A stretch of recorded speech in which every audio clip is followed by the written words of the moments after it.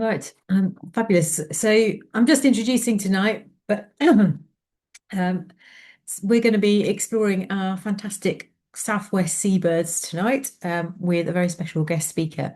But just before we get on to that, I just wanted to sort of introduce myself. My name is Bex Allen. I'm a Marine Conservation Officer with the Cornwall Wildlife Trust. So I was just going to mention briefly about the trust and some of the work we do with the marine team around the Southwest, and particularly some of the citizen science recording that this is relevant to, and what it's one of the reasons why I asked Samuel to come and do a talk for us tonight. So just quickly about the trust, in case, I mean, I'm sure a lot of you are already aware about the Cornwall Wildlife Trust and the work it does. But just to let you know, we're part of 46 different wildlife trusts around the country. They're all independent charities, but we are united by the Wildlife Trust organisation, which gives us a united voice, makes us one of the biggest sort of charities for nature conservation in the country, and actually for marine conservation as well. As part of the trust work, we've got 59 nature reserves around Cornwall that are managed for nature. And we also have a large group of people that are managing those reserves and then working with other landowners and farmers to allow them to access advice and grants and things to use their land to manage it for nature as well in the best way. Within the marine team, because we haven't got bits of the sea that we own, we'd like to, but we don't. We work more on advocacy and working with community groups. So move on to the next slide. What we're trying to do is work for better protection and recovery of our marine life, raising awareness of our incredible marine wildlife and the world and the threats that face. We advocate for marine life in policy planning and developments. So trying to stay on top of that is quite a big chunk of our job, because it's a fast changing world at the moment in terms of marine developments. And then working with our volunteers, especially, we research and monitor marine wildlife and habitats and work with our local communities to try and make change. So I know that many of you on the call tonight are volunteers already for the Wildlife Trust and take part in some of our citizen science activities. And really the reason why we know so much about our Cornish wildlife is down to you and all the fantastic recording and work that you do.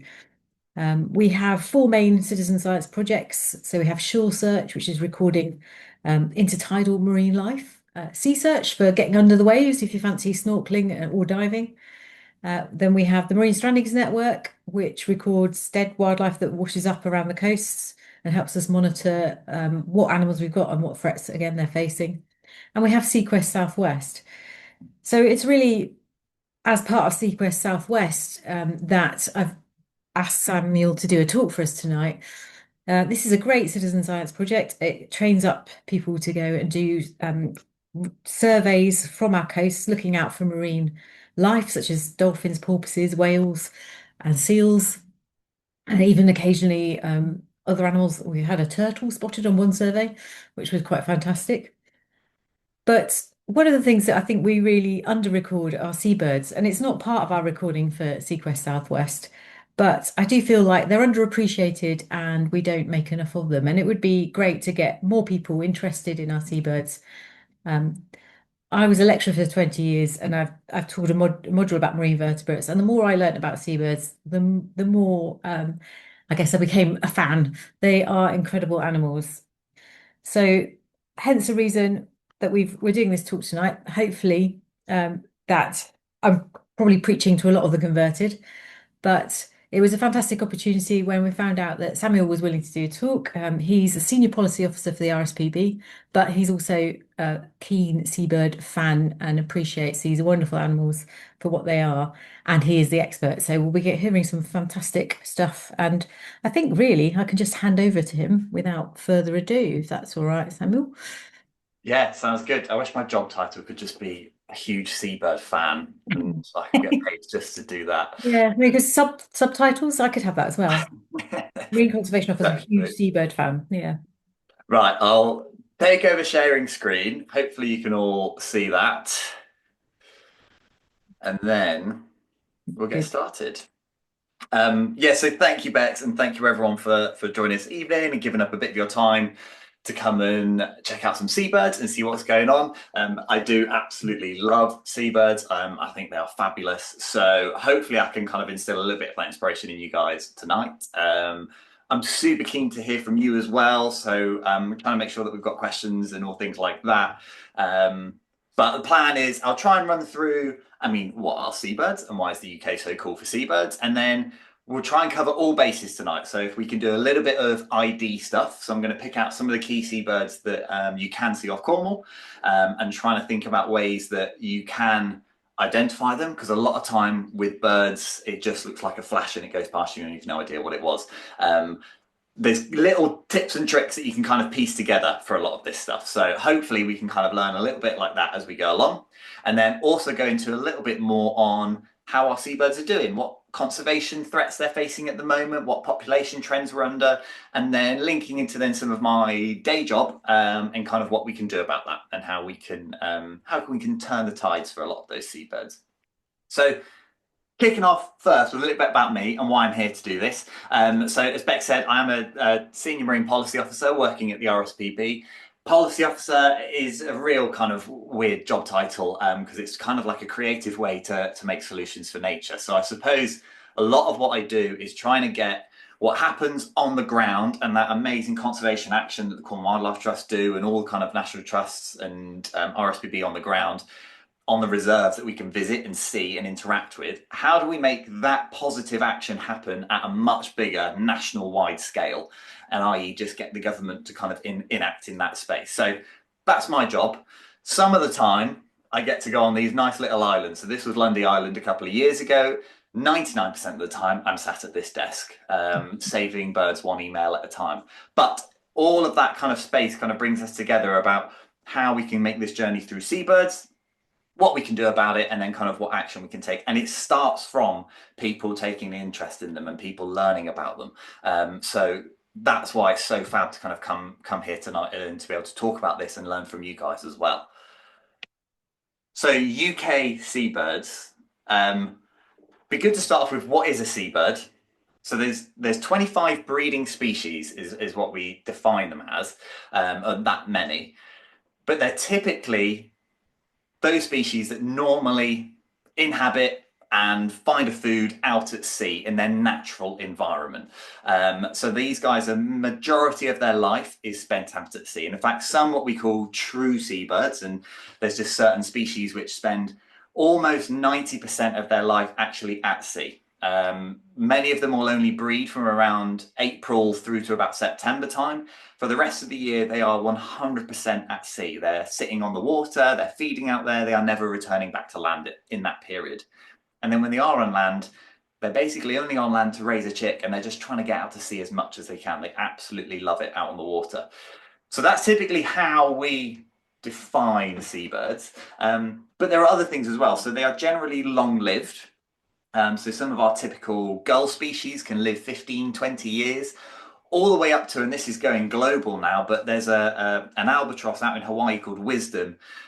We think she hatched in 1951 and she laid an egg last year. So she's about 74, 75 years old at the moment and still breeding and still raising chicks. So they have an enormous lifespan, but low production rates. So many of them will only be laying 1 to 3 eggs a year, most of them only 1 egg a year. They'll be raising that chick. Takes them 4 or 5 years in most cases to get to the point of being able to breed. So you can imagine any kind of impact to their populations, it's going to take a long time to put birds back, if you see what I mean.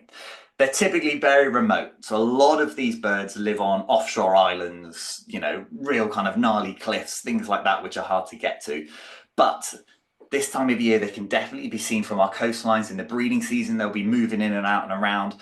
And Cornwall is an amazing place to kind of see that down in the southwest. Just because we've got so much sea surrounding us and so much movement of seabirds. So why is the UK so cool for birds? Well, if you think about how small we are, we're a tiny little rock. A handful of kind of islands around it. So we've got 25 breeding species. That's around 8 million birds.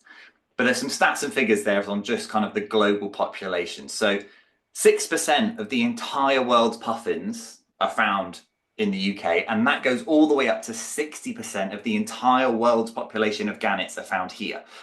So we've got some enormous percentages of those global populations. And some of these more kind of Manx shearwater, if you've not heard of one of those, we'll go into that a little bit later on. But yeah, 85%, all of them are found here. And all of those are pretty much down this kind of west coast, stretching from Isles of Scilly all the way up to the Outer Hebrides and kind of the outer islands up in Scotland. So we have an incredible responsibility to help protect that and learn about that and be interested in that. So the UK is an amazing place for some really, really cool birds. And in particular, Cornwall, or the Celtic seas, are the bits that surround Cornwall and wrap around us into the English Channel. We've got some really cool spots down here. So we've got Lundy Island just up in Devon, and then all the way down to the Isles of Scilly, some amazing islands that inhabit some really kind of a real variety of species. There's been work happening on either of those to kind of remove predators from them as well that have ended up there accidentally, such as rats, and the seabirds are just booming in that kind of as a result of that. But you can see how much sea just in this map, and you've got kind of Republic of Ireland and Wales above us as well. This is just a highway of movement of birds moving up and down here. And it's because there's such a good food source. So we have the Celtic frontal system. So it's just a big load of water coming upwards, brings heaps of food, brings heaps of birds. And it's why it's such an important place for seabirds across the UK. And especially in England, we host some of the largest colonies of some of these seabirds anywhere in England are found down this way. So definitely an advocate for this area and how amazing it is for our seabirds. So we'll try and do a crash course on some seabird ID.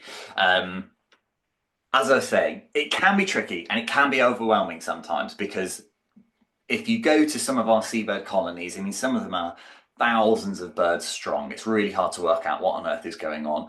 Or alternatively, if you're just walking along our coast path, some of these birds are moving quite quickly and quite far out to sea.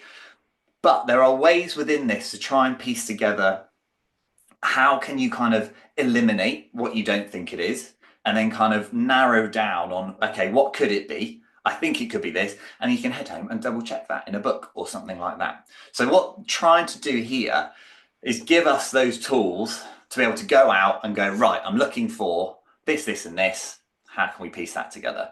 So a really key one are just those key features. If you can see bill shape, wing shape, the silhouette of the bird, any like key patterns sticking out, and we'll see that as we go through a few species, those are really kind of crucial things to identify. So some species have a massive long bill. Some of them it's really fat and chunky. Some of them it's small and petite. So if you can start to go, right, instead of as that bird moves past, I need to look at the whole bird, try and look out for, as it moves past, what's its bill? What's the front bit looking like? I'm going to ignore the rest. What's that bit looking at? So it's picking out some of those things.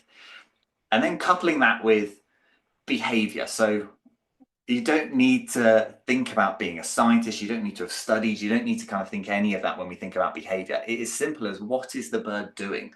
So how is it flying? Is it really high up? Is it low down? Is it gliding? Is it flapping loads? All these little kind of unique ways that they fly, and each bird is slightly different. That can help piece it together. Are they diving from a high height straight into the water? Are they kind of just sitting on the surface and ducking under? These kinds of things we can kind of piece together. And then another one is, where are you? So are you near some islands, some estuaries? Are you near big cliffs? Kind of piecing that together. These birds inhabit different niches. They like different areas.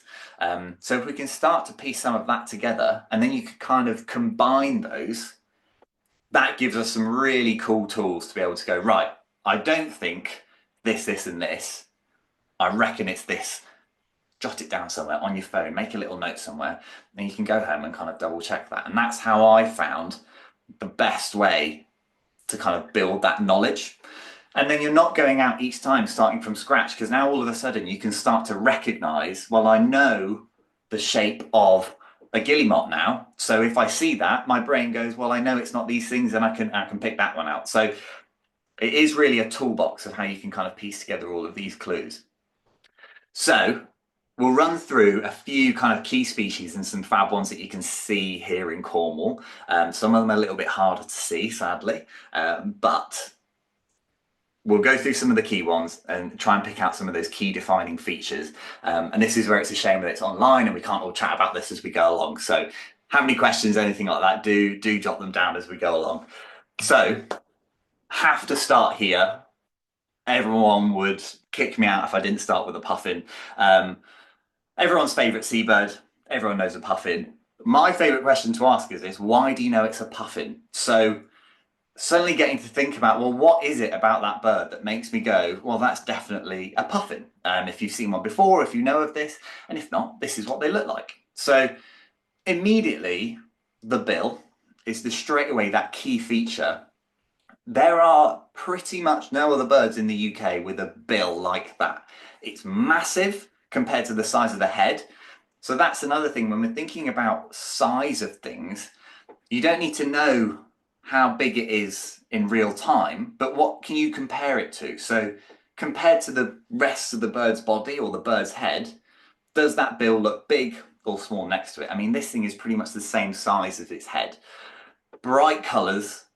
I think the record that they counted was one puffin has been seen carrying over 80 individual fishes in its mouth.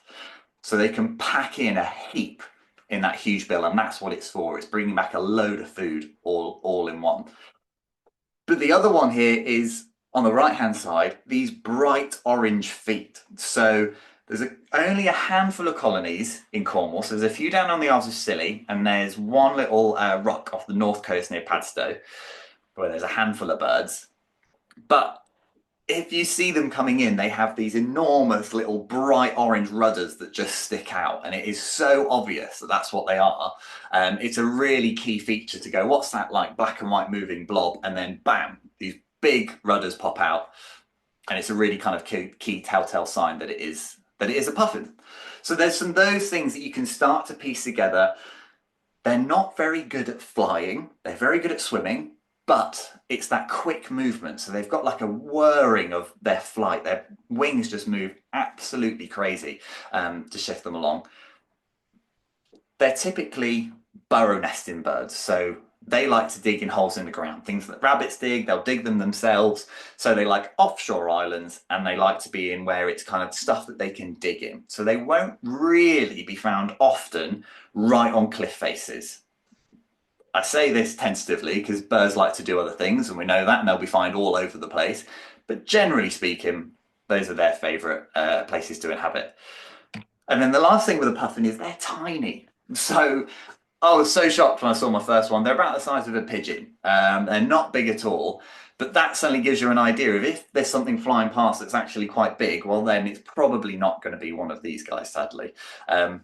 This is a fab picture. This was taken on Scoma in Wales, where you can go and see thousands of puffins, and just gives you a sense of just how small they actually are when they're moving around. From small to our biggest seabird that breeds in the UK. So this is the northern gannet.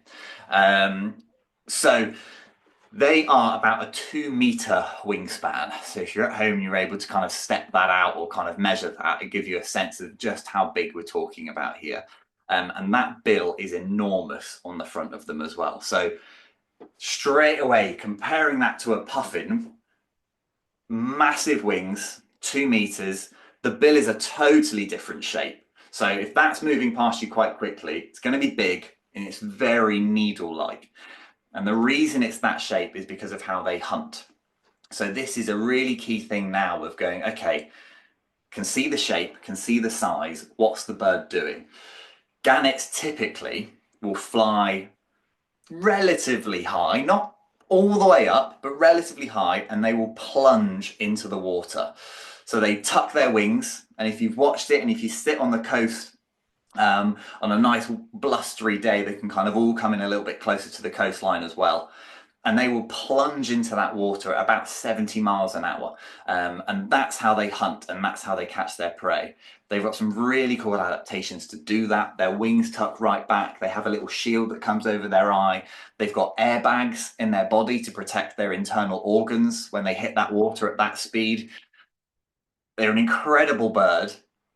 But that, if there is a bird doing that, you can kind of eliminate most of the species at that kind of rate of plunging and that kind of behavior.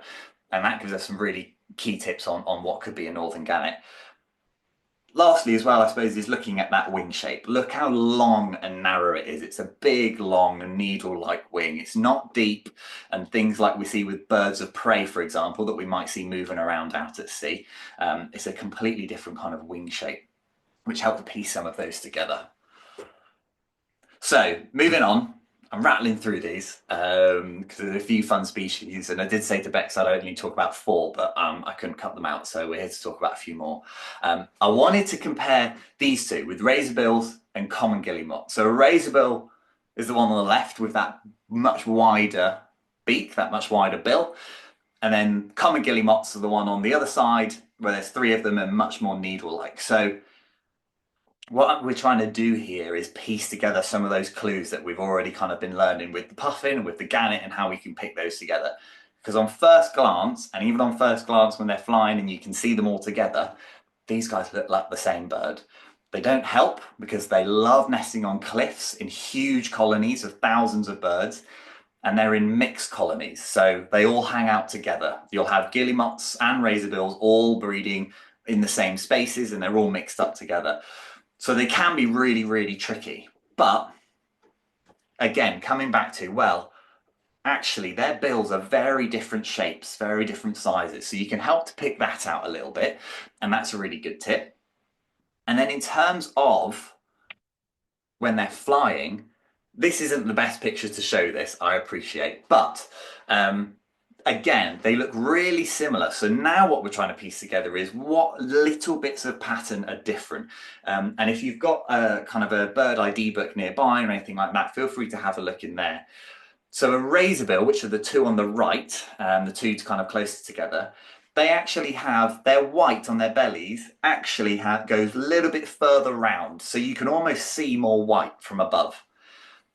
Guillemots, it's less so, basically, which isn't very helpful, I know, but it helps when you see them together. So now, when you see 2 or 3 or whatever black and white birds moving at pace, well, it's not going to be a gannet.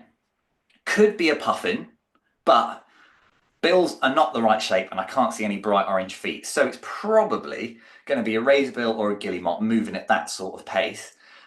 Then you're going to look for, does it have a white flash as it goes past? Can I see a big white patch almost on its back behind its wings? If you can't, it's more likely to be a guillemot. If you can, more likely to be a razorbill. The other thing to take away from this is don't beat yourself up if you don't get it, because this is really, really challenging between these 2. It's about kind of piecing it together and learning it and using those books and those guides and chatting to people out and about as you kind of piece a lot of that together. As I said, these species love dense colonies. So down in the southwest, you'll see them kind of tucked in on kind of cliff faces, especially up on that north coast of Cornwall. They love some of the cliffs down there. They like nesting in some of the rock habitats down on the Isles of Scilly as well, which is a little bit different. And they've kind of adapted slightly differently to live down there, which is really interesting. But big, nice colonies. And if you ever get a chance to kind of head up to some of the other places in the UK, kind of along that east coast, there are colonies of thousands of these birds knocking around. So they're a really fun one to kind of test some of those and piece some of those pieces together.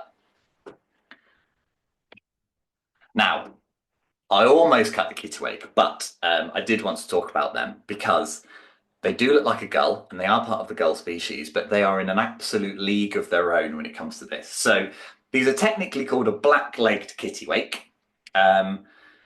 Very clean looking gull. So we'll get into some of the other gull species in a second, but I just wanted to pick up on these guys for a second and start to think about, okay, again, how do we piece some of these things together? What's going on here? A really clear one with these is they have black feet, which may sound weird, but when we look at some of the other gulls in a minute, almost all other gulls says, thinking about this, have either pink or yellow feet. So thinking back to that puffin, you see these big orange rudders stick out and you can see them. Well, with these guys, if you can't see the colour of the feet, it might be because they're actually black. And in that case, it could lead you to being one of these kittiwakes. They're a very clean looking species, so really pristine white, really clean yellow bill, and very kind of reserved in that sense, I suppose, but matching those similar colours that we might see in some of the herring gulls or the lesser black-backed gulls that we'll talk about in a minute. What's really interesting here is then thinking about their call. So I haven't included this, but one thing is go and listen to a kittiwake call. They get their name from what they sound like. Now, I say this all the time. It's a bit of a push that it sounds like kittiwake, but essentially it's that pattern that you're looking for, and it's a really unique way of calling. So if you are at near some of our cliffs, and kind of I've seen these guys more down Godrevy way and some of the cliffs around that end, we do get some of them flying around there, and it is this really unique kind of patterning call. There's not really many other things that sound like it. So if there's a gull making a sound that sounds roughly like it's trying to say kittiwake after a really bad cold and a big night out, that's probably going to be one of these guys. They are one of our red listed species as well. So they're a gull that is incredibly struggling at the moment. And that's because they're trying to fly out to sea and they're trying to find enough food. There's not enough out there. They're a real one of our natural gull species. You won't find these guys typically heading into our towns and cities inland, but they are adaptive. They love nesting. So Newcastle is a great example where they have nested on the Tyne Bridge up there, but it's because it's got that real neat access out the estuary and out to sea. So a couple more. Now we're getting a little bit more niche, but these ones are a fab species to have a look out for when you're along the coast. They can be tricky to spot, but if you see them, they go on an amazing journey, and it's amazing to see that they come through our coastlines and then they head off all over. So a Manx shearwater, they're part of the same family as albatrosses. So they're called tube noses, basically. So Manx shearwaters, we'll go on to a fulmar in a second. They all have these nostrils on top of their mouth, and it's on top of their bill. And it's a way for them to kind of get rid of salt as they're flying along, essentially. So they spend so much of their lives at sea, never need to drink fresh water. They just pick up salt water as they move along. They get it from everything, and they can eject that out of their nostrils as they're flying along and moving. So thinking about ID, straight away, it looks like a razorback and a guillemot, if we're being honest. Black and white, similar wing shape-ish, low to the water. Thinking about different things now when piecing them together. So when you see them out at sea, their wings are a lot slower moving, and that is because, and I'm going to pop this up, they fly in a way that's called dynamic soaring. So we don't need to get too technical about this, but it is a fascinating way that they move, and it's the same from Manx shearwaters, which are kind of about a metre in wing width, all the way up to your albatrosses at kind of 3.5 metres. So they do this thing called dynamic soaring, where they can use the wind and they'll fly into the wind and lift up, turn, and then go down out with the wind. So guillemots and razorbills and some of those other species don't fly like this. It's really unique to our shearwaters and our petrels and stuff like that. So a Manx shearwater will move in this same pattern, and it's a gliding pattern. So they can fly hundreds of kilometers without flapping their wings, because they can just use the wind to be able to do that. And they need to do that because this map on the right hand side is their migration route. So from the ones that breed here, so we've got some breeding on Lundy and the Isles of Scilly, and they love offshore islands rather than the mainland. They will travel all the way down west coast of Africa, down across the Atlantic to the bottom of South America, turn around, go all the way up the west side of the Atlantic Ocean, across to Canada, and then back round again, back to the nest. And they do that every single year after the breeding season. It is an enormous migration, and they can do that because of this way of flying. They just don't use energy while doing it. some of the albatross species that are able to do this as well, much more in the southern hemisphere, they can do this without raising their heart rate. So they can move at enormous distances as if they're just sat on the nest with kind of no increase. They're incredibly efficient flyers. So when we're looking out to sea and we've got black and white birds moving here, there, and everywhere, and some of them aren't flapping, they're doing this nice gliding in an S shape, often as a little pack, as a little group. That's more likely to be then one of these Manx shearwaters. Depending on the time of year, it's either heading off to South America or they've just got back, which is a really kind of amazing story to think about as well. Sticking with then our tube noses, our fulmars, and these guys are one of my favourites. So you can really see here, hopefully, on the left, that nostril on top of the bill. It's like a barrel on top. Same family. Looks similar then to some of the gulls if we go on pure patterns and what they look like. And I think that's really then key to think about those ID skills again and piecing this together. So first glance, definitely looks like a gull. They've got pinkish feet, so they're not a black-legged kittiwake, but how do we differentiate between them and a gull then? Can try and look at that bill, but given it's not like a really unique shape like we saw with a puffin or a gannet, that can be really tricky to see. But because they're the same family as Manx shearwaters and albatrosses, they fly in that same way. So it's a really straight, and you can see this one on the left, how straight that wing profile is. It's an absolute kind of rod across the back there. They move that and they glide in the same way, and they will do that near the cliffs. So if you're walking by the coast and you're kind of near some of these slightly taller cliffs, you will see these birds playing in that wind. And this is why they're one of my favorites, because they do play. As that wind hits the cliff and come up, they'll just circle and move around and float through it. And they do that in such an efficient, enjoyable way. And that's really different to a lot of other species. You won't find many others, and particularly the gull species, doing it in that way. They're really noisy. They've got this, I was going to say horrible then, and it is kind of this yapping kind of cackly noise that they make as well. For anyone who then goes into researching with these, they've got a bad name because they do vomit on you as a way of getting rid of you. So they're real kind of nasty in that way, but so they should be. You don't want anyone kind of getting nearby you. So thinking about then how do we piece some of that together, and that's then some of those key differences between that and some of the gull species. So lastly, but not least, on some of the ID stuff is seagull with a question mark. And I don't want to split the room here on gulls, and I will just say they are absolutely brilliant and fab if you think about them. On this level of, they have really adapted their entire life cycles to try and survive. So they are a natural species. They should head out to sea, they should head out and forage out there, and they can survive in that way. They have found it is easier to not go and do that because we throw away loads of food. And so they can come into our towns and cities and use that. They're incredibly intelligent because of that. And it is trying to help them out. So we've got 3 different species here, which is where this gets all messy. And this is the final test of some of those kind of ID skills. And actually, I'm going to pop that last one up just to try and piece some of those together. So using those ID skills, immediately they all look pretty much the same. Same sort of patterns, same kind of bills, same shape, nothing really kind of discerning between a lot of those. Key features that we can look for, one on the bottom right, this is a great black-backed gull. So much darker back than the other 2 species. And typically slightly larger, but that can be really hard to tell unless you've got them all together and all next to each other.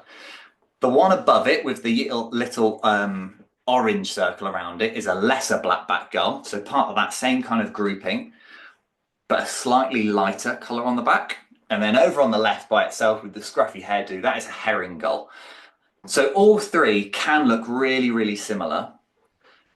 But if we look at the feet, lesser black-backed gull and a herring gull, lesser black-backed are yellow, herring gulls are pink. Herring gulls are no way near as dark as the great black-backs. So all of a sudden you've got a few things that you can kind of pick apart and kind of associate with different species. And this is where I find it really helpful to come up with little ways of remembering that. So for the lesser blackback and great blackback, I know that a lesser has yellow feet and then a great blackback has pink feet. So I use the syllables in them to try and remember how that is. The herring gull, you can start to pick that apart from one of the great blackbacks because of the size and that coloration. You can piece that together. So they are absolutely fab. They are naturally really struggling. So I've been popping these little orange and red symbols next to each species. I haven't been going into too much detail on that, but it is their current conservation status in the UK. So herring gull and great blackback are currently red listed on the Birds of Conservation Concern. What's interesting with the herring gull is, as you can imagine, the urban population, and they've had to split it, is doing relatively okay, and it's fairly stable because of the amount of food that they can get access to. The herring gull natural population is really struggling, and that's because they can't find enough food out to sea, is probably the main cause of that decline. So how we can kind of think about that and think about the life cycle needs of those seabirds is how it links into a lot of the work that we do at the RSPB, and we work really closely with the Cornwall Wildlife Trust to help deliver that, is thinking about threats, the conservation status and the needs of the seabird. That's what I'm going to go on to next. That was a whistle-stop tour on Seabird ID, and hopefully there's a few things in there that you can just start to take away. And I will say, just try not to kind of think about it with, I need to try and be able to ID everything at the same time. Start to pick out a couple of species that you know well, and then all of a sudden, those won't be something you need to consider as you work through it, because they're already there and they'll be on the front of your brain as you're kind of starting to go on these walks and ID them and have a look out and about as well, and piece them together like that. It's tricky, but it's a real kind of like fun element to having a look and learning about, well, where are they going and what are they doing, and then thinking about what are they up against as they're heading out to sea. So a lot of my work and what we come up against is talking about seabirds under pressure. So how are our birds doing? Well, there's a few things that they face when they head out to sea, and there's a few reasons for all that decline. The main ones that we focus on at the RSPB are accidental bycatch. So that is, they're getting caught in fishing gear, and it is accidental. Obviously, no fisher wants to be catching anything other than fish on their hooks and their nets. And actually, it's a real pain to catch anything but fish, because all of a sudden you can't catch what you need to be getting. So accidental bycatch in hooks and fishing gear, a lack of food, and that typically comes from those big industrial trawling happening at a huge scale across our oceans and our seas, and making sure that we're leaving enough food in the ecosystem for seabirds and marine mammals. We also have invasive non-native species, so that's a really fancy word for things on islands that shouldn't be there. So things like rats and stoats and ferrets and cats have often ended up on far-flung offshore islands, either through shipwrecks, through being carried there on random debris, or we've taken them over. Many of these seabirds have evolved over thousands of years without predators on these islands. And you saw that picture earlier of the puffin next to everyone. They really don't mind being that close to people. So they are more than happy to hang out with everyone coming around them. It can get a lot for them, and that's why there's some kind of real key steps to take in that and kind of mitigate how many people can go there. But they don't see everyone as a predator. The problem is they don't see rats and cats and things like that as a predator. So if a predator gets onto an island, they can really kind of barrel through a population quite quickly, and it has a really severe effect on them. So a big portion of our work is working out how we can remove those predators safely from those islands. And when we do that, we see populations boom afterwards. A big one is climate change. Absolutely massive. So this is affecting pretty much everything that is happening at the moment. We're seeing increased storms, we're seeing ocean acidification, we're seeing change in the way that prey move. There's all sorts going on with that, and it's affecting so much. So there's a huge angle around that and what we can do in that space, which is really interesting to then consider offshore wind. So This is my role at the RSPB. So I lead our offshore wind work and what we can do about with offshore renewables, which is really exciting because we absolutely need them to combat that climate change and we need that shift for renewables. But really big turbines put out at a really massive scale can be a risk to a lot of our seabirds. It's a big spinning metal fan. If that's in the place where all of our birds are going, that's going to cause an impact. And the scale at which we need offshore wind, that starts to create a bit of an issue and a bit of a problem. So we can go into this in a little bit, but we're trying to work really closely to make sure that that doesn't happen, that we can put the offshore wind out, not in the places where all of our birds are going. So these are some of the key threats that they're up against when they're heading out to sea. Sadly, it's a bit of a bleak picture, and my talk this evening takes a slight turn for a couple of the slides with the declines of our seabirds. So this is a bit of a boring but shocking graph that shows the amount of red listed species over time. So the main thing we need to focus on here is the red bar is just getting bigger and bigger and bigger. So that last big long bar was from 2024. It's the most species we've ever seen enter the red list. So 10 of our 25 breeding seabirds are now red listed and 14 are amber. So only 2 are green, are doing okay.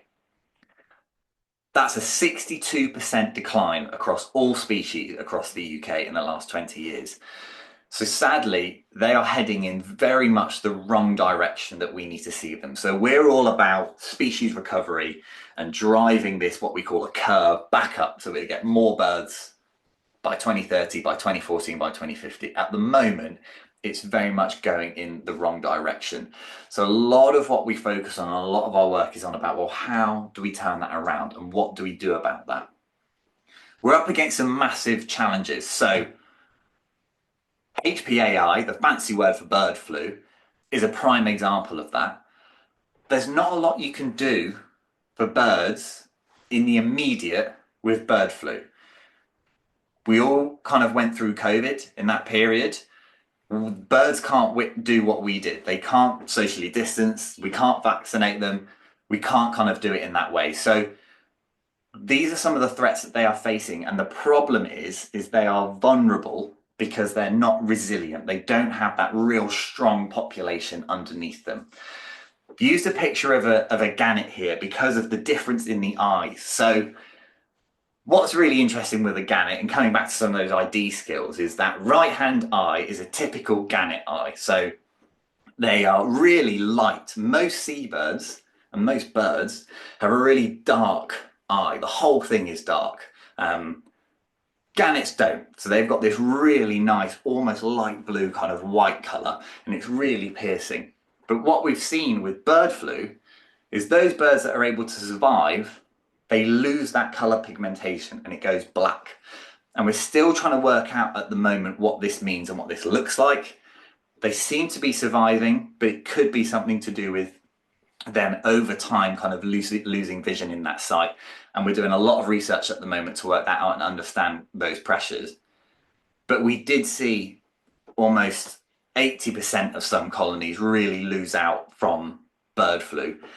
I wanted to show you a couple of scary pictures here of, this is Bass Rock, which is the world's largest gannet colony up in Scotland. And the main thing here is there's just less dots as you go from left to right, and those dots are birds. So bird flu absolutely scattered through this island, and it went from 2014, we had 90,000 birds on that island, to 2023, we're now at 60,000. So we lost 30,000 birds in the space of about 2 years, thanks to bird flu. And it will just kind of spread rapidly through those colonies. As I said, it's really challenging to do something in the there and then with threats that arise like this. And it's really kind of powerful and impacting to witness as people kind of working in this space, but then also looking at this and visiting and yourselves kind of getting involved in a lot of this. And then the other one that I just wanted to talk about as well are seabird wrecks. So this is going on right now. So those of you that are aware of this, I'm sure you kind of would have seen a little bit in the news. And if you're not, what we're seeing at the moment is mainly puffins, but a lot of other birds washing up on our beaches. And Bex and I are going to talk a little bit about what people can do and kind of get involved in that space. But it does happen. So this is happening at a huge scale at the moment. And what we think is happening is the amount of storms that we have had in January and February, the birds just can't find enough food. So they are well adapted to handle storms. They're well adapted to live at sea. They do that most of their lives. They can sit on the water, they float, that's where they rest, they're waterproof. What they can't handle is what the prey underneath the water are doing. And we think what's happened is they just can't access it. There's too much turbulence, there's too much mess from all those storms. They can't find enough food. They're coming in really weak, and most of them haven't made it through that winter. Fortunately, this is happening on a mass scale. So we are seeing this across Cornwall and Devon at the moment, but it's going as far as Scotland, Portugal, France, Spain, and the latest figures looks like about 10,000 birds have been lost just over this winter. So it is an enormous risk at the moment that we are working through in the now. We're kind of understanding this as we go, and these were sent in to kind of I think one of the marine strandings networks by Andy Cowrie just the other day. So this is really kind of fresh as we're trying to work through it. But some of the stuff that we can do about this comes back to what do seabirds need? So this is where we can have the most impact, and this is where kind of having the support and the understanding and people getting involved in this space from all sides of the story is really, really important. And it's really simple. Birds need a safe place to breed and feed.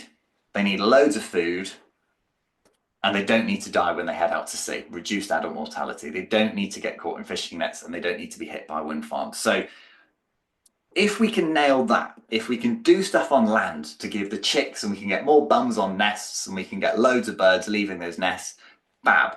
And when they head out to sea, let's just make sure they've got enough food when they get there. And then on that way, let's make sure that there's just not a massive obstacle where they're heading to. We can build that together, and we can kind of build that system. 3 of our areas that we focus on are around fisheries, protected areas, and renewables, which is my area. So I'll go into these a little bit more, and then I'm super keen to hear from you all, and Bex to kind of talk a little bit more about what Cornwall Wildlife Trust are up to, and some of your kind of questions would be great. So on fisheries, this is where we look at food availability and bycatch. Can we get enough food for birds? And can we stop them being caught in fishing gear? This is a really kind of important and exciting area that we're working on, that we're trying to work out, well, how can we work really closely with fishers out there to make sure that they're catching enough food to come back to feed their families, to make a living, and how can we make sure that they're not putting birds and mammals on their hooks and nets, which is what they don't want at the end of the day as well. So a big part of this is monitoring. How do we know what's going on? It's really hard to work out what's happening at sea. And piecing that together and working really closely with the fishers and the locals and those kind of communities that work in this space to make sure that we can do this together. And that's a really vital thing from our work on fisheries action. The other thing is at a massive scale and looking at prey. So some of you may have been aware of this, but last couple of years, we've managed to get the closure of a sand eel fishery out in the North Sea. So the sand eel is a really niche but tiny little fish, but it is the absolute backbone of the food chain, particularly in the North Sea and massively in the Celtic Sea as well, along with other fish species. But we were able to prove that this species was absolutely vital, and we had a means to stop people fishing it in UK waters. So for 30 years, ourselves, along with the Wildlife Trust, along with huge NGOs and about 30 or 40 different charities in the end, kind of have been campaigning to close the sand eel fisheries in UK waters and stop international fleets coming in as well. It's based on scientific evidence, piecing all of that together, and it means that we can make that change. Well, there's a lot of numbers and things in here because I borrowed this slide from a colleague of mine, but the story is, it was a massive success. So for the first time at this scale, we've collectively been able to close a fishery that wasn't needed for UK needs, that wasn't needed for kind of human needs at the scale that it was happening at in UK waters, to protect seabirds and marine mammals that rely on a really, really vital fish source. it came into effect last year. So now, or 2 years ago. So now we're in this phase of, is it working? Are our birds getting enough food? Things like that. And already we're starting to understand that there was reports last year of some tern species bringing back more sand eels for their chicks and things like that. So it's really hard to know, and that's not to say it's definitely done and dusted and it's working, but so far it sounds really positive that they're doing it. But it's that kind of scale of action that we can have. And there were 30,000 people, the public, that supported that action. And we were able to take that to the EU and to the UK government and say, look how many people support and want this. And that was a really huge part of the action and why it was so successful. So it showed that people care and people want this to happen at that kind of scale. And it showed how campaigning action and the involvement of everyone can really have a massive positive effect at that really kind of unique and niche policy international level. So that's some of the areas we work on fisheries. On protected areas is another thing where it's like, how do we make sure that we have enough protection out at sea for the seabirds that are heading out there? And unfortunately, the fact of the matter is we don't. There aren't enough protected areas for seabirds. There aren't any in England when they head out to sea. None of them are there to protect the seabirds. So how can we kind of fix that? And while we have many protected areas, less than 10% of those protected areas, you can still use damaging forms of fishing within them. So that would be like some of your favorite reserves on land, and you can drag huge kind of plows straight through the middle of them, all absolutely fine. And that is well within their right to be able to do that. So that's happening at sea. How can we put a stop to that? How can we kind of change some of those regulations and make sure that the protected area network is doing its job and it's complete, but also that it's protecting kind of what is needed and there aren't those gaps in it. This is where it links to a lot of my work on kind of how we can plan for the future and how we can piece that together and making sure that there's clarity in there. And lastly, but hopefully not least, is around this. So this is a really exciting work area for us in that we need to think about how do we get renewables out to sea, but how do we get them to avoid going in the worst places for seabirds? How do we get them to coexist with nature and design them in ways to kind of mitigate those impacts? And then when they are causing those impacts, how do we offset them? How do we, and thinking about some of those things that we learned earlier from seabirds are long lived, it takes them years to get to breeding maturity and raise kind of 1 or 2 chicks at a time.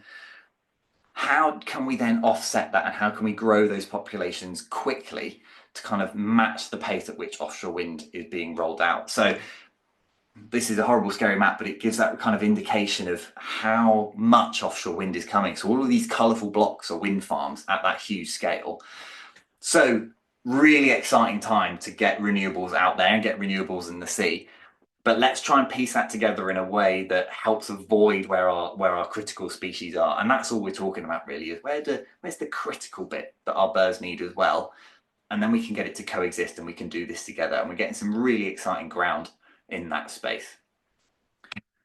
So I'm going to stop there. I'll leave you with this message in terms of overall, healthy seas are absolutely our ally in climate change and kind of what we do. We cannot save nature without tackling climate change, and we can't do that without caring and learning about it, which is why it's so fab to come along and talk to you guys and learn about this sort of thing together, because that's how we build this healthy environment collectively, particularly for seabirds that need it so much. And thank you for listening to me talking about some of the work that we're doing in this space as well and working really closely with others. It's a really complex work area, can get a bit messy at times as well, but if we can focus on those 3 areas of just what seabirds need, that's how we find we're going to have the most wins. So I'll stop talking there. I think I've got questions, but Bex, I can hand over back to you and you can kind of wrap up the things, and I'm super keen to hear from people if they have questions or anything like that. That's great. Thank you so much, Samuel. That's brilliant. Doing exactly what I was hoping, which is just sort of like introducing some of our amazing species and giving some tips on ID and also some fascinating facts on them. That's brilliant. So I was just going to, if it's okay, I'll just share my screen because I was just going to talk a little bit about, as Samuel was saying, about the seabird wreck that we're seeing at the moment, and then a bit about, what you can do about recording species to give you some ideas, if that's okay. And then we can do some questions. So it gives you time to think about questions as well in the meantime. Just remembering how I work Zoom. Hold on.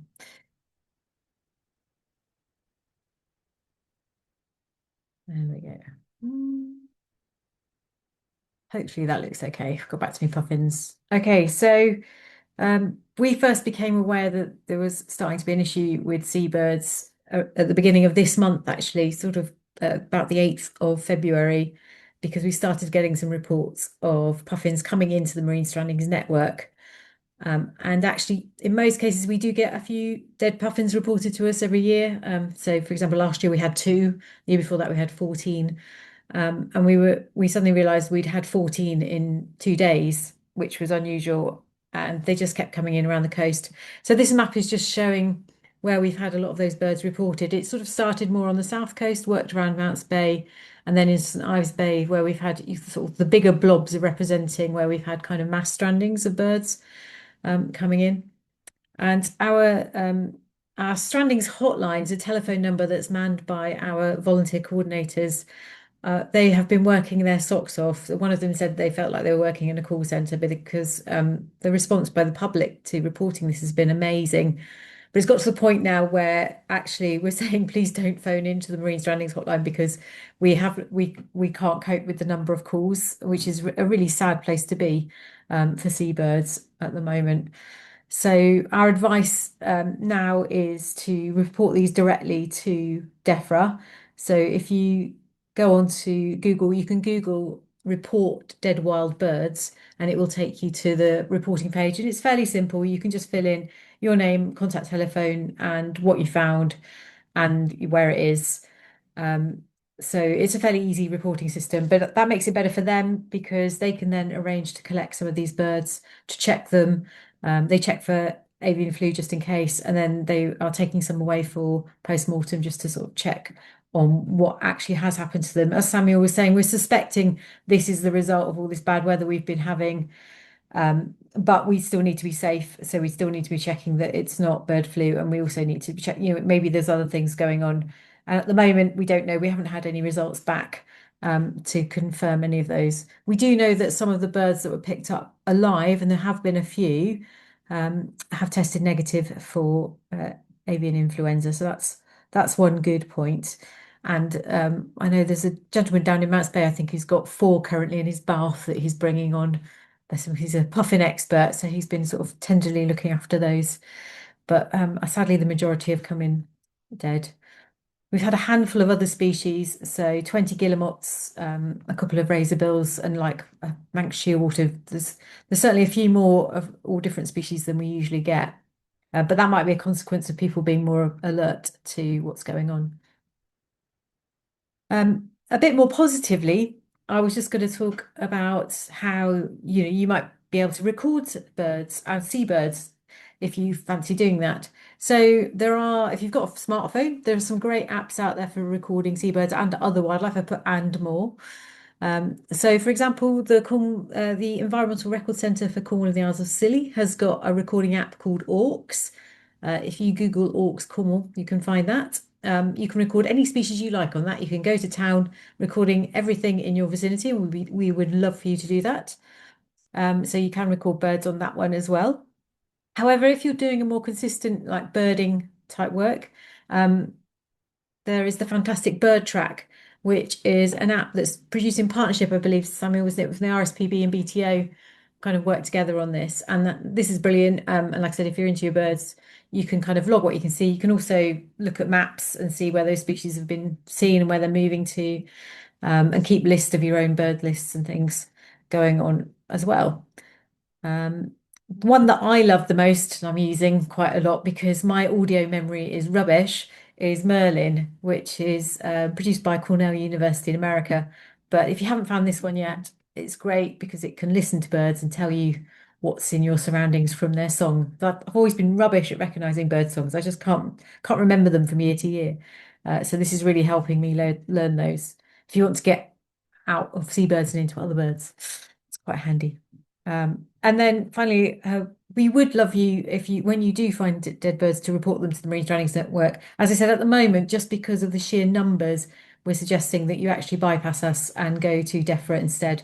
But hopefully when this calms down and goes back to normal, we'll get into a situation where it can be just called back into the strandings network as usual. Like I said, for the sake of my poor hotline coordinators, I'm afraid we're having to like step away from that responsibility for the time being. Um, if you fancy finding out more about Sequest, we've got a training event coming up on the 28th of March that you can sign up for on our events page. Sequest surveys are a great way to find out about marine life around the coast. And the brilliant thing about To Link with Seabirds, we do have some fantastic seabird experts that regularly join those surveys or take part in those surveys.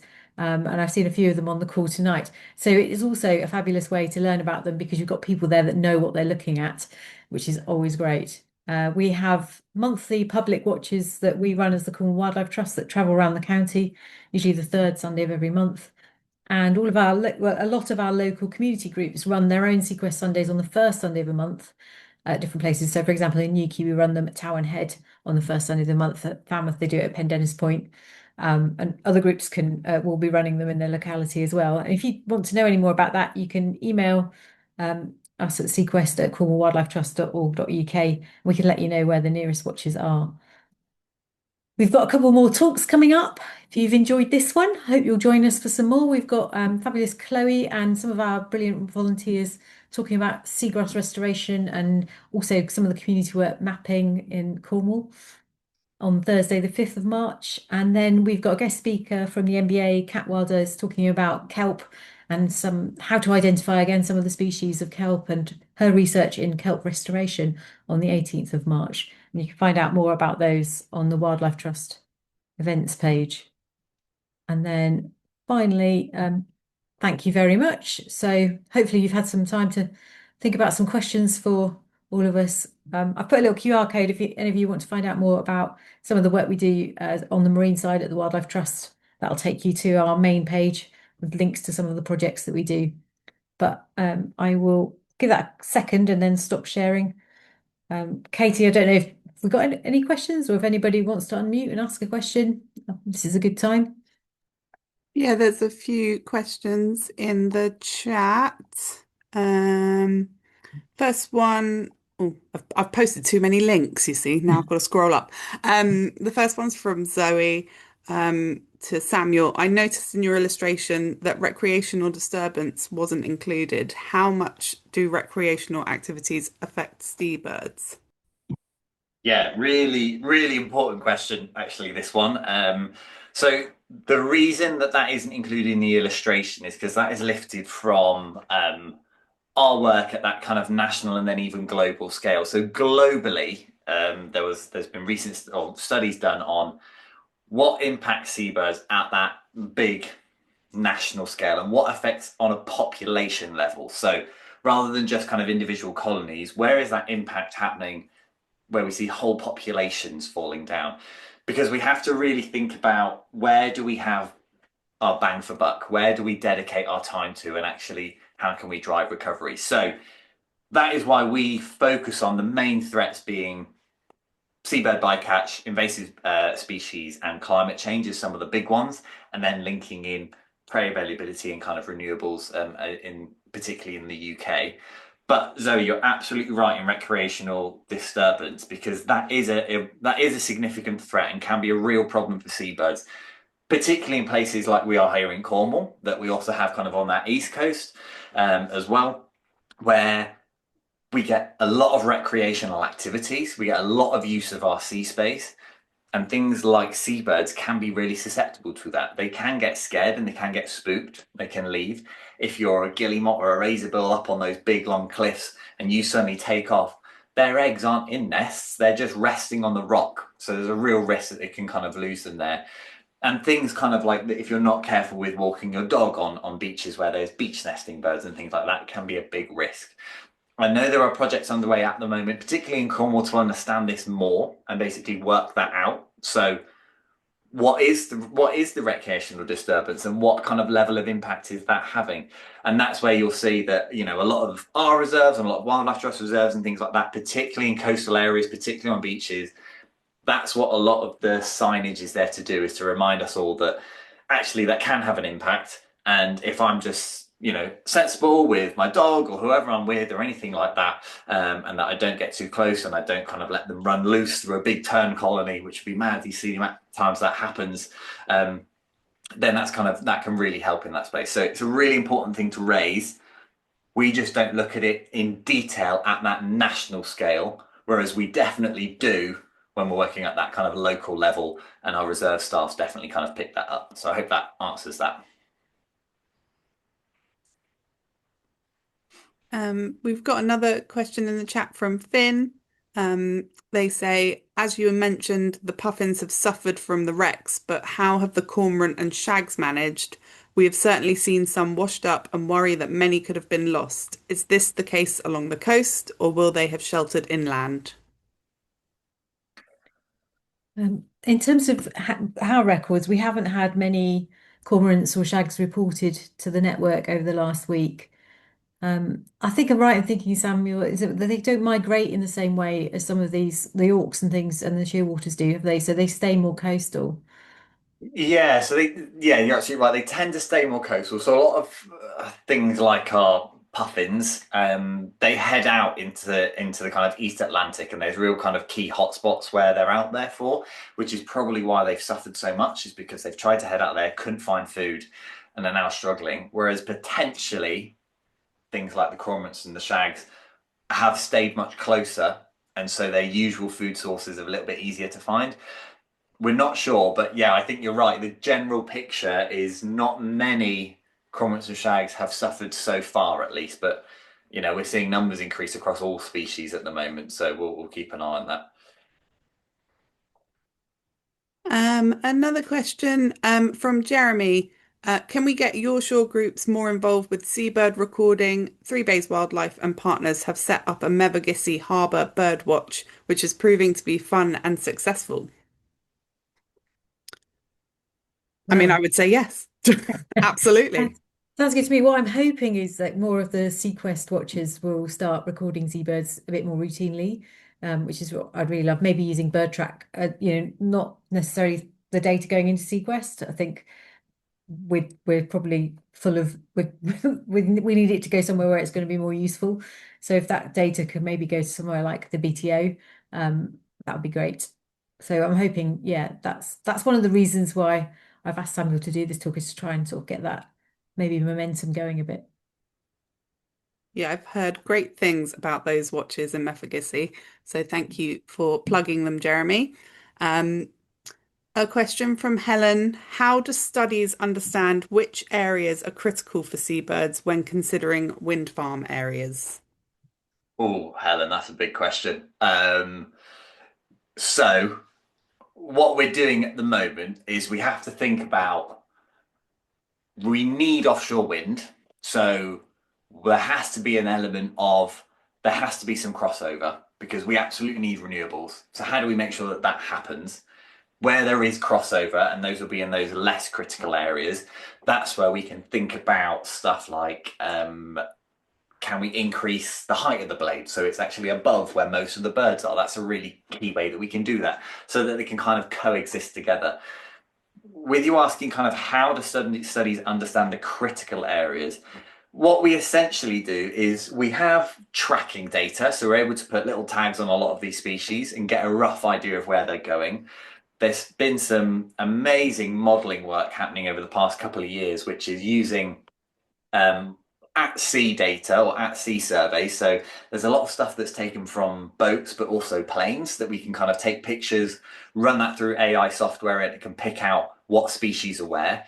And we're starting to get a big, complete picture of where our birds move, particularly outside of the breeding season. So as I mentioned with seabirds, come September time, they're off. They're heading out to sea. They're doing their own thing for 6 months. Really hard for us to know where they go. So if we can help start to piece that together and model that, what we then do is essentially look at, you've got kind of like areas of, what's the word? Kind of areas of interest for those birds. We're looking for the most critical bit. So where are most of the birds going at any one time, particularly the breeding season? That's where it's really critical. So we'll be looking at that time of year. where are they heading to? And all of a sudden you start to pick out some of the hot spots. So you start to realize that yes, while birds are kind of moving everywhere, they're clearly using this bit a lot.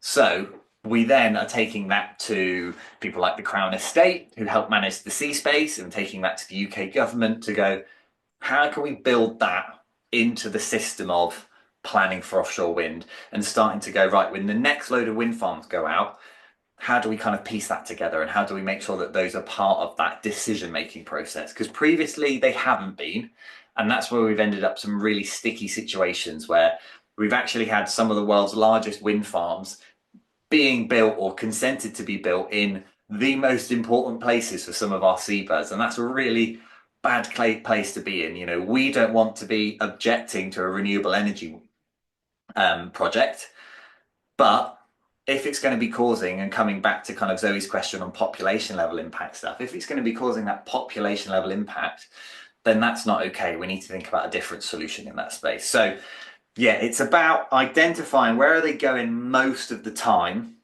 and then trying to work out, right, around that, what's the kind of crossover and how can we get them to coexist together? It's a massive question because it's really, we're still trying to work it out as we go along. But yeah, thank you for asking that. Great.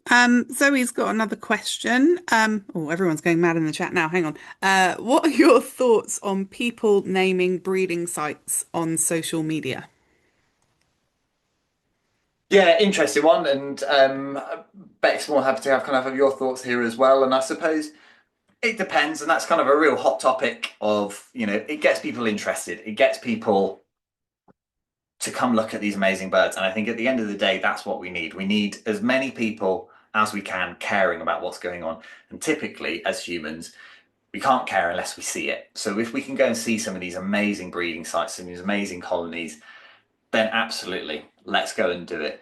I think where the fine line comes is how that's being used and how that's being treated. And if there's kind of a nice team on hand to be able to kind of deal with that, where you can have that kind of respect for those that are working there and that support in that space, then great. I think it becomes a bit more of a challenge where those areas aren't respected as much, and we see that kind of there's coming back to the recreational disturbance point that I think you made earlier as well, is making sure that those are being respected in those boundaries. So yeah, it's a really tricky one to kind of say, do we want to point out where all these amazing things are?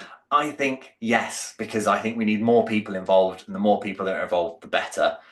Does come with a risk, and I get why people don't want to do it, and I completely understand why you want to kind of keep that away. But I think if there's a safe space to be able to do that and we can get more people involved, then let's do it. Bex, did you want to say anything on that?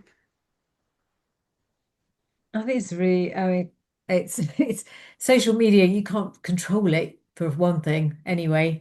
I think it's a really grey area. And there are obviously some really famous bird breeding sites that people know about and can visit safely. And so they're no secret anyway. A lot of our and a lot of our seabirds do breed in inaccessible places where people can't see them or get to them very easily.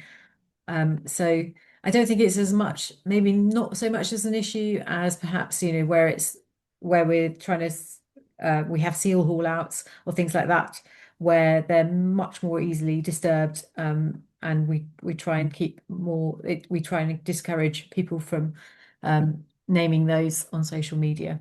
But it's a really good one. I haven't really thought about it as regards seabirds, to be honest, and it's not so much in my field of work, so I'm much happier bowing to more experienced seabird workers on that one. Right. Next question's from Francesca. They say, how predictable is the recovery of these red-listed seabird species, and how can we support them where more research is needed? Yeah, again, big, good questions this evening. It's great. I mean, in terms of how supporting them, it's simple stuff where you can, in terms of being members of a lot of these charities, whether it's RSPB, whether it's Common Wildlife Trust, kind of wherever is your nearest charity that is looking at this, is really a great way to be able to do that. That money is used directly into funding the people to look at this. It's funding kind of research projects and things like that. So that is a really kind of great way to do it. As I said, I'm a huge advocate of like more people knowing about this. I think gulls are a really interesting area because they really split the crowd. But if you can start to identify those herring gulls, we've got a couple that nest on our houses nearby here.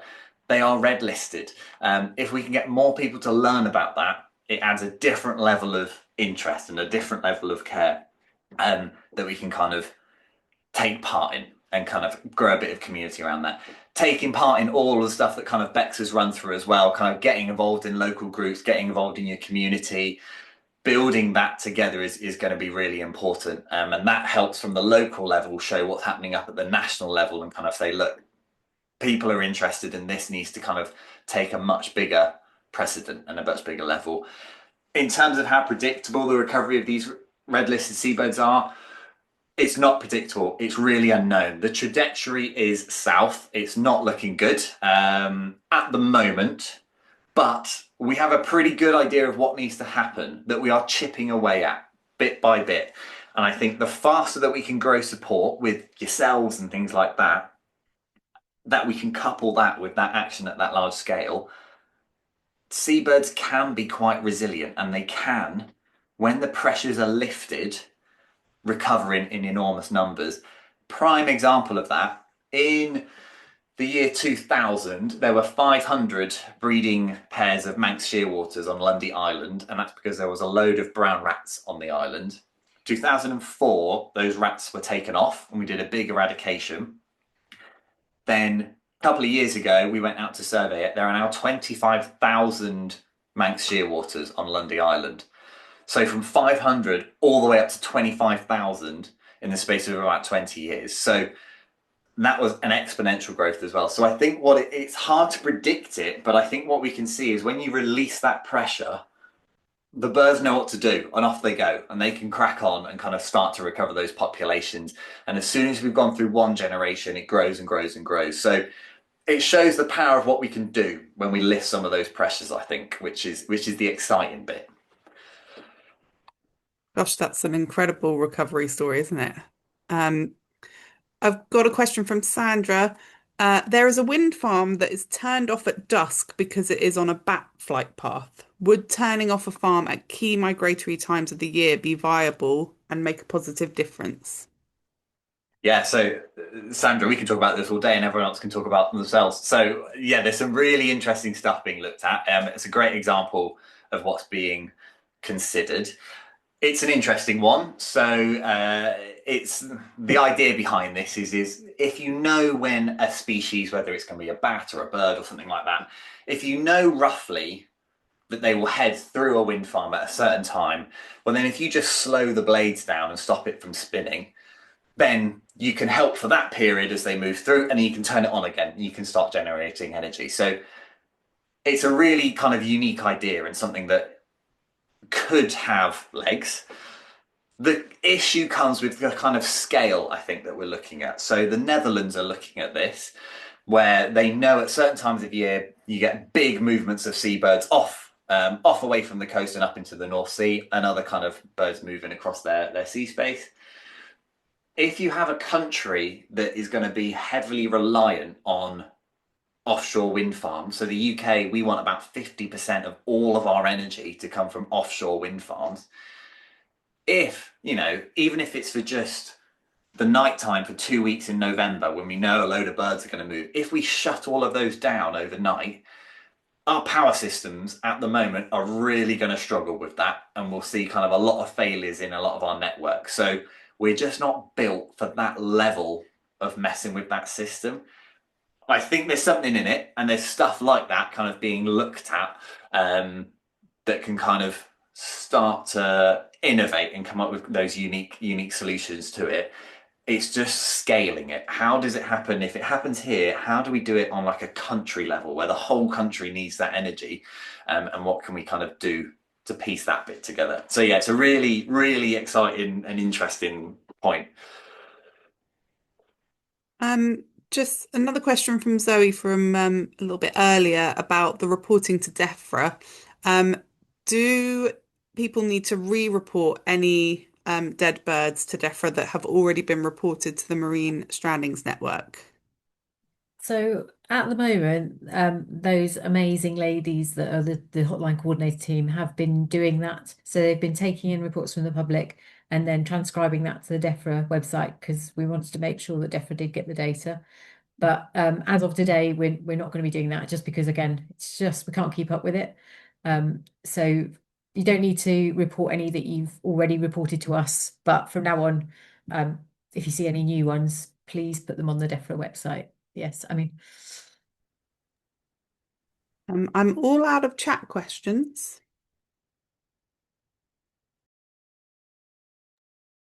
well, in that case, it's just thank you all so much for coming along and supporting us tonight, and for donating towards the work of the Wildlife Trust. That was very generous of you all. We've raised over £240, which is amazing.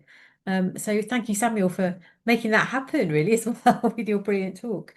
Not at all. Amazing. Well done, everyone. That's wicked. So I look forward, hopefully, seeing some of you at future talks. Like I said, we've got 2 more coming up for our winter talks, and then I'll be looking at putting some on for next winter. So any ideas, like Zoe said about maybe getting you back for some more seabirds or intertidal birds like estuarine birds, might be quite a good one. But thanks very much, everyone, and look forward to maybe seeing you on some sea watches. Right. Bye, everyone. Thank you. And thanks to Katie. Sorry, I didn't say that. Thank you, Katie, for doing all the tech support tonight.